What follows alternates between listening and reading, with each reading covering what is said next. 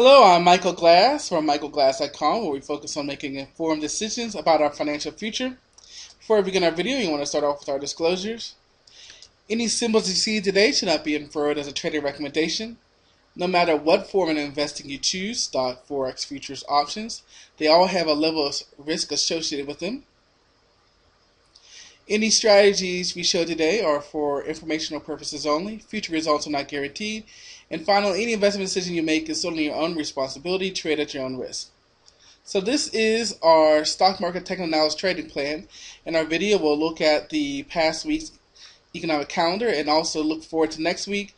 We'll see what happened as far as the most recent price action to identify key support and resistance price levels. We're going to look at the charts of the market leaders, Apple, Google, Goldman-Sachs, Priceline. We'll take a look at those. We'll look at the dollar, gold, and crude oil charts to see if there's any leading sentiment. And finally, we'll have an education spotlight at the end. When we look at the week that was, we can see that for the most part, the market ended flat for the week. The Dow rose a little bit more than the rest, and now we can see the Dow is up more than the rest of the three major indexes, the dow-jones, Nasdaq, S&P 500. For the most part, again, the week was flat. We had Wednesday, which basically was the worst one-day percentage drop in about 3 months. And then we had Thursday and Friday bring the market right back. Italy came into the forefront. Their debt, whether or not they're going to be able to pay back their debt and their bonds. Greece also continued to be in the forefront from the standpoint of the prime minister is now going to resign after he said they were going to possibly opt out of the bailout package. Really nothing on the corporate side, and not much on the economic side either, although on Friday, the consumer sentiment for University of Michigan came in better than expected. For us next week, we do have a couple earnings, but as you can see, earnings are starting to fall off. Maybe Walmart or Home Depot will say something about the consumer. We will look at the economic calendar to see that we don't have anything there as we head into Philly Fed. So what we're seeing is we're getting in here into late November and December. Some of our big traders, hedge funds, are going to start, leveling off, reducing their risk and get prepared for 2012. So as I always say, what's going to be our catalyst? What's going to move us higher? What's going to move us lower? Or are we just going to stay the same? Let's pull up the charts and take a look. We are looking at the daily chart for the S&P 500, and we can see our lovely move here in October, and then now the market has begun to range right in here with our last swing high in October up here at the 1300. And basically what we have to watch now is as the market November has started, we're seeing the market consolidate in between 1200 and 1300. And as we just talked about, what's going to be our catalyst to move us out of this range? So we've had 2 weeks firmly in this range. We had this beautiful inside bar here, and this is a good illustration of once we broke that back up, even though it's counter trend, but it's not counter trend because there is no trend. We're going sideways. So you can see all these inside bars. Inside bar, this would have worked to the upside. Inside bar really didn't break into here, and that would have got you a little bit. Inside bar, break into the upside. So the market's consolidating, and what's going to be our catalyst? Now, we can see our indicators are all starting to head back up to overbought on the daily. When we zoom out to the weekly, this is where we had that conflict where our weekly and our daily were not in agreement, because you can see our weekly, well, actually, you would say, except for MACD, they're also trying to head back up. So, to this week's price action did bring a little bit of agreement. But we can see on our weekly that we put in an inside bar here. So that's showing you that indecision about the market and that consolidation of which way does the market want to go. And so you definitely want to mark the high and low of this weekly candle as we look out and see which way the market wants to head from here. We'll go out one more time, and let's zoom in a little bit more here.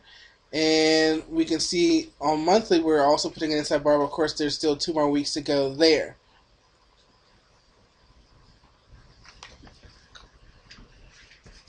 Switching over to the NASDAQ, and we'll see also have to go back to the daily. Sorry. And we'll zoom on in. And here we can see the range is 2750 is 2740 down to 2500. You really can go even tighter, so 2740 down to 26 as our tight range for the market here in November. And although we don't have a couple inside bars like the S&P 500, we do again see that consolidation, and we can see that the indicators want to head up to overbought, but again, they're really kind of floating in the middle because of this consolidation we're seeing on the daily. When we zoom out to the weekly, do we get another inside bar like we do on the S&P 500? Let's see. We do not have an inside bar on the S&P 500 because we fell off. Now, if you remember when we were talking about the week that was, the NASDAQ actually fell this week while the Dow rose, and I think the S&P 500 rose just a little bit. But you can really see this sideways action 3 weeks in a row here. We moved up. We had our inside bar, moved up, and now we're just kind of ranging in between the range we mentioned. We'll go out one more time to take a look. And we can see, again, the inside bar, market took that out. Now we're range bound inside the 50 moving average, holding up as support here on the monthly. So the theme, the story still remains the same. What is our catalyst to get us out of this range? Okay, so we are starting off with the market leaders with Apple. And Apple, although it was consolidating, but you can see we broke the 50 moving average and we came down to support, and the support of 383, 384 is trying to hold. We have some violations, some wicks through it, but we haven't closed below that. If we do, we're probably going to run down here and test this 200 moving average again like we did in October. So we'll see, but right now, Apple definitely sideways, possibly sideways to down with the last Wednesday, Thursday, Friday action. What about Amazon?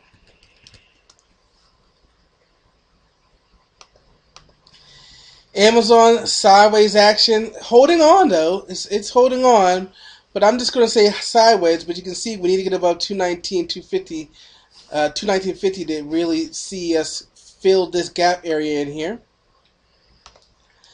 Google sideways, but you might even say sideways to up here. Let me zoom back out for a second, and we can see this last gap up here on earnings, and the move up was to 626. We're back in the 600 range.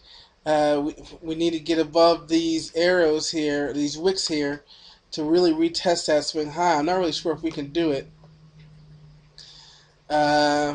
I really wouldn't be trading it yet, but I would say Google is sideways to up. Sure. Goldman Sachs, so one sideways to down, one sideways, and one sideways to up. Goldman Sachs, you probably would say sideways to down. We can come in here, draw another. Let's see where we are here. This is where this is here. Remember what we were talking about Apple, about it hadn't actually closed below. And so you might try to draw something like that in there for Apple. I'm sorry, for Goldman Sachs. But it's Goldman Sachs, I would say sideways to down. We're going to add a couple. Let's add in IBM. IBM certainly is sideways. You might be a little biased and say sideways up, but overall you're going to say sideways. There's a top part of it. Not really going to draw a bottom part of that quite yet. I don't even think we could draw a trend line, but we can see the 20 and 50 moving average here trying to hold up like the market. IBM's sideways. Intel. Another one, looking pretty good, maybe sideways up, but definitely at least you would say sideways. Pretty much right where we are right now.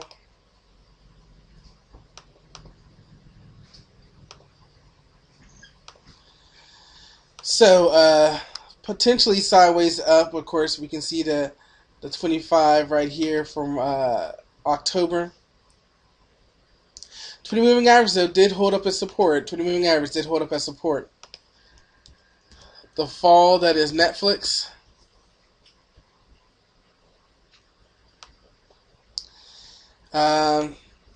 Really impressive. Never really got above the 20 moving average.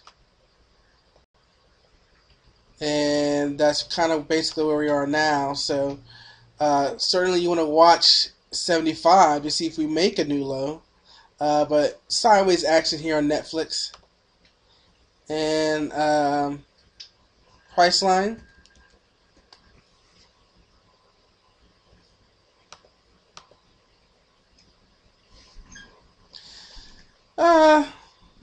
Sideways. I mean, we did break out of the range, but you notice even so, these wicks that are over here were not violated. You can see the actual wick right here is basically where we went, and now we pulled back. So I would say sideways, and look at, you can see better on the 15-minute how we're kind of coming down into the point of control.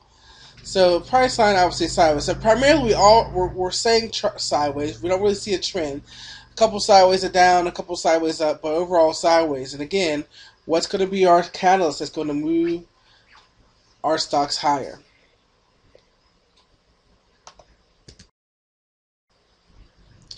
Now we're going to try to look at some of our sentiment leaders here, and we're looking at the dollar right now.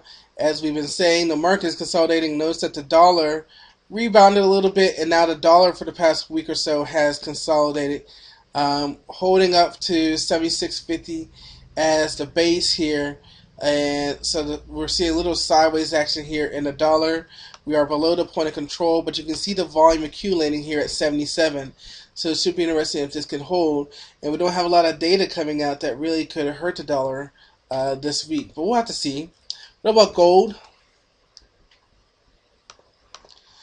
Gold made a nice move up here, as we talked about last week. You can see 1750-ish, 1748 holding a support. You could say this is a modified rising 5. We made a move, pull back some inside bars, and now we're coming back up. So we definitely want to watch a break of 1800 to see if we can get back into this 1900 range from back in August.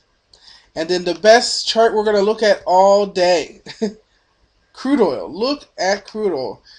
You certainly feel it at the pump, and now you can see it in the chart. And the thing that's interesting about this is, remember, we talked about this last week, that the crude oil hovered here between 95 and 102 for a while, broke out of it, came back into it, broke down.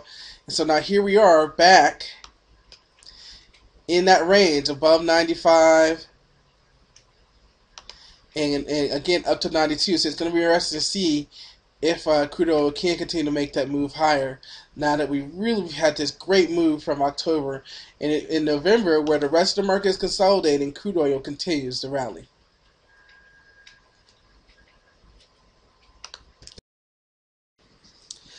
As we come to our education spotlight, we've been spending a long time talking about trading plans. Really, anybody that's been with me long enough know that's all I really talk about. But we've really been talking about the components. We've really been talking about the back testing and really having a firm understanding of who you are as a trader. And the reason why is that the golden rule in trading is cut your losses and let your winners run. It's better to have small, frequent gains and limit your loss than it is to have big gains and big losses. You can be profitable either way, but it's more important that you live to trade another day than to blow out your accounts month after month after month.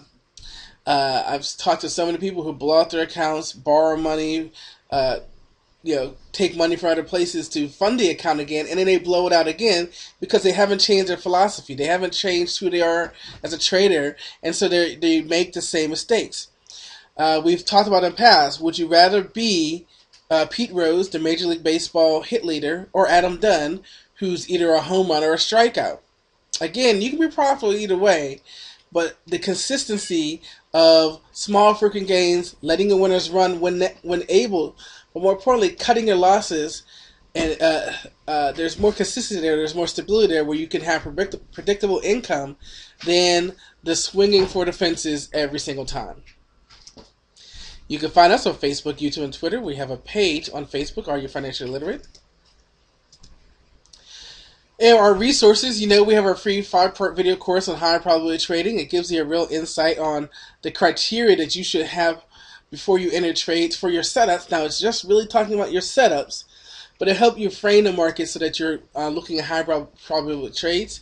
This hopefully will give you an insight to who we are as coaches and how we can help you one-on-one develop that personalized trading plan, come with a plan that does allow you to have small successful gains while cutting our losses and limiting our losses.